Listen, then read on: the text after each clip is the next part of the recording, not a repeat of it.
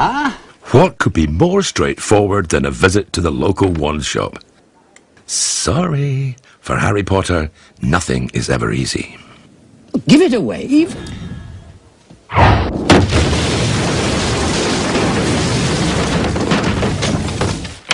Apparently not. The provenance of the wands is further, maybe the ultimate testimony to the genius of J. Rowling's storytelling. That when do you ever have your good guy and bad guy going at it with weapons, the ownership of which, and the minds of which, and the hearts of which are key to how the thing will resolve itself. It is curious that you should be destined for this wand when its brother gave you that scar. And who owned that wand? We do not speak his name.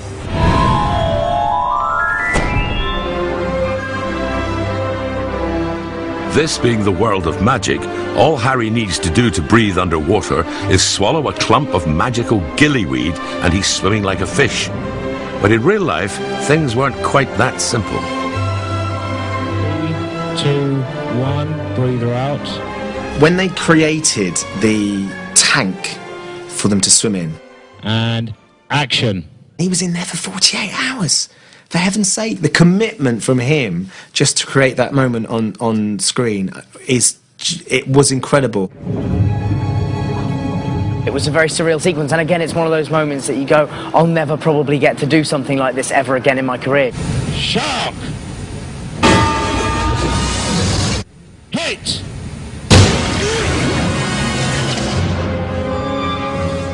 The underwater sequences, it was so huge on that film. Very few films have stuff like that. So, yeah, I mean, that was it was a hard scene to shoot, but immensely rewarding. Cut there. It's set up like a sort of adult drama. You know, there's graffiti on the wall, it's dank, it's dark, there's water dripping, there's puddles on the ground, and suddenly you start to see Harry's breath. Here, the Dementors are back, but in a newly terrifying way. Dudley, run! We decided jointly that the Dementors should have a little bit more of a physical presence. Rather than being more spectral, they should actually have a physical quality to them.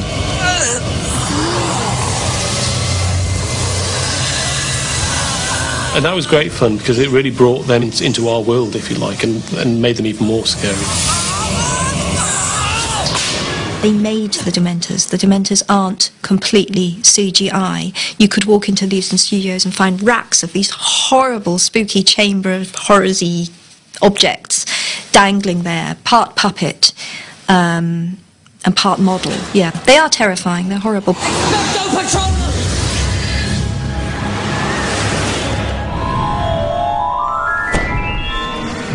There are many powerful spells available to wizards, but the Patronus charm relies on the unleashing of a powerful memory as a force for good. Don't worry, my dad will come. He'll come to the Patronus. If you look back over all the films, I'm not sure we ever absolutely explained what a Patronus was. It's a representation of you know, the soul, I think. So here, Harry unleashes hell on those damn Dementors. Expecto Patronum!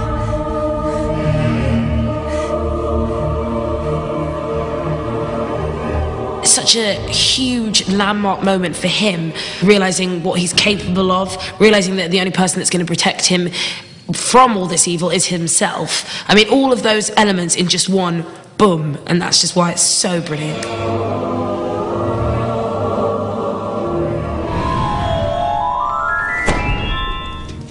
This is a classic Ron Weasley moment. It's beautiful, isn't it? The moon. He's eaten a box of chocolates laced with a love potion. Had ourselves a little late night snack, did we? It was on your bed, the box. I just thought I'd try one. Or 20. I can't stop thinking about it, Harry. You just see him look like he is stoned. You know, he's gone off into this dreamy place. Almost in this kind of really weird, like, love trance. Just really floaty, and it was fun, because it's just kind of something kind of different, really. And I think I love her. Well, brilliant.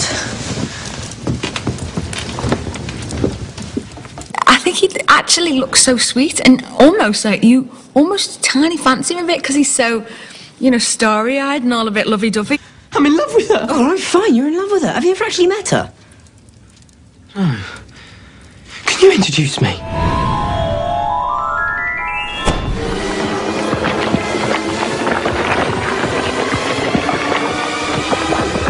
Next, Weasley and Potter turn into their rival Draco Malfoy's burly henchmen, Crabbe and Goyle, thanks to some more of that magical polyjuice potion.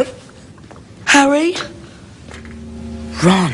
It was great fun for obviously for Jamie and Josh to kind of step into Harry and Rupert's shoes for a minute and play it that way. It's a very hard job, but they did it marvellously, I thought.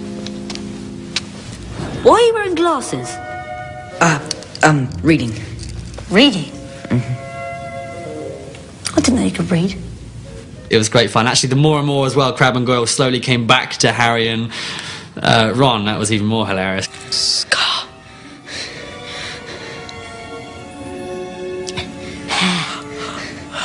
When Jamie started growing that tuft of orange hair, it was hard to keep a straight face, to be fair, because we all found it hilarious. But yeah, it was a fun week filming that one for sure. Hey, where are you going? That was close. Okay, Ron. Do it. I can't handle it. Nothing affects me more than it affects you and Hermione. All the more reason. No, I can't. Then why are you here? As Harry's struggle to defeat Voldemort gets underway, Ron faces the almost impossible task of destroying a Horcrux. A Horcrux is an object, whether it's a little amulet or a goblet or a sword, which has within it a bit of Voldemort's power or soul. So when these Horcruxes are destroyed, a bit of him is weakened and destroyed, in effect. It takes a lot of courage for Ron to do this, I think. He definitely doesn't want to do it. Because these Horcruxes are powerful and really kind of dark magic. 1, 2, 3.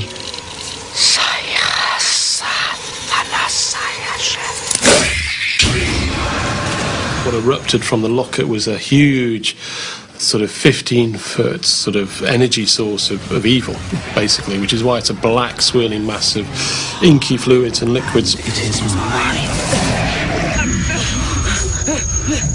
I've seen your dreams, Ronald Weasley. Projects all these images of Harry and Hermione kissing and telling him all these things that are Ron's weakness, really, these thoughts, his kind of low self-esteem.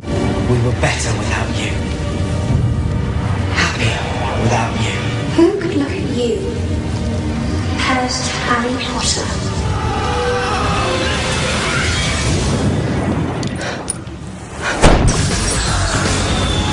After the break, the countdown hots up, and the battle against Voldemort intensifies. The kids remember loads more than the older actors. They'll go like, "Do you remember that?" And you'll be like, "No, don't. Sorry."